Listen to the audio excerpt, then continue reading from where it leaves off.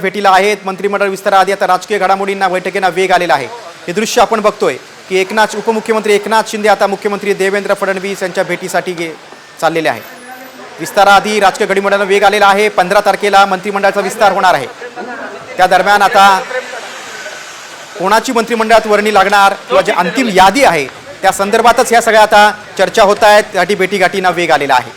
चंद्रशेखर बावनकुळेंनी दुपारी एकनाथ शिंदेची भेट घेतली होती. त्यानंतर आता आपण बघतोय की एकनाथ शिंदे हे सागर निवासस्थानी दाखल झालेले आहेत मुख्यमंत्री देवेंद्र फडणवीस यांची भेट घेण्यासाठी. आपण अधिक माहिती घेऊ. आमचे प्रतिनिधी सचिन गाड आपल्यासोबत आहेत. सचिन, मंत्रिमंडळ विस्ताराच्या अगोदर आता या भेटीगाठींना वेग आलेला आहे. कदाचित नावं अंतिम होत असतील, काय सांगशील माहिती? बघतोय की उद्या मंत्रिमंडळ विस्तार होणार अशी चर्चा आहे आणि त्याआधी काही तासांपूर्वी आपण बघतोय की उपमुख्यमंत्री एकनाथ शिंदे हे आता मुख्यमंत्र्यांच्या भेटीला आलेले आहेत. सागर बंगल्यावरती एकनाथ शिंदे हे दाखल झालेले आहेत. काही वेळापूर्वी भाजपचे प्रदेशाध्यक्ष चंद्रशेखर बावनकुळे यांनी एकनाथ शिंदे